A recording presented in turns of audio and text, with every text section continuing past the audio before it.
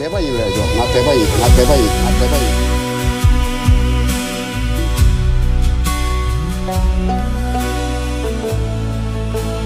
we are observing the 49th day of Lobgarangze's self-immolation or sacrifice. At this very place, he burned himself. Before that, he left 6-minute message for all of us to unite and fight for Tibet. Say you are Tibetan, not Uyghur, not Khamba, not Amdo, Tibetan, and work for the cause of Tibet. I was here a few days ago when the Gen Z protesters were gathered here. They all gave speeches, very impressive. And then some of us walked towards the Chinese consulate, and there we were shouting slogans. And one youth asked me, Sisur, I have a question for you. We all are protesting here. The Chinese consulate is almost closed. All the windows are almost dark. Does it make any impact? Is it any useful? That's what he asked me. And I told him, yes, there is no immediate impact because the Chinese consulate is closed. But there will be a long-lasting impact. Because for any freedom movement to succeed, the strategy should be 4S. First, as a freedom movement, you must survive. Then you must strengthen. Then you sustain. Then you succeed. So we have survived for the last 9 years. Now, Lobgarangze's sacrifice has strengthened our movement. He has galvanized Tibetans around the world. He has unified Tibetans around the world. He has brought attention to the cause of Tibet. So he has strengthened the cause. Now, we must sustain this. To sustain it, we must organize activities and events around the world.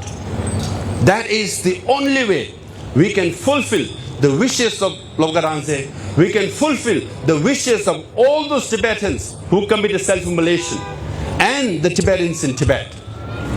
So we must take action, not simply talk about it. So that's why I will urge all the students and youth gathered here and around the world to organize events. And if you are students now returning to college and high schools, start Students for Free Tibet or start Tibet Club in your schools and colleges. Invite speakers on Tibet. It can be monks, it can be lay people, it can be other leaders. Organize exhibitions on Tibet. Show movies on Tibet. Write articles in your school papers, in your college papers, and stand up and speak up for Tibet. If one Tibetan can organize 10 events a year, if 10,000 Tibetans organizes 10 events a year, that will be 100,000 events in North America. Similarly, 100,000 events in Europe and 100,000 events in Asia. There will be 300,000 events all over the world on Tibet. That was the wish of Lobgarangze. He said, say I am Tibetan, and organize and be active on Tibet. So I'll urge all of you to go to DC, to go to Ottawa, to go to Brussels, lobby different parliamentarians and say and clearly state that the China's ethnic unity law is meant to destroy Tibetan culture, Tibetan identity, Uyghur culture, Uyghur identity, Mongolian culture, so and so forth.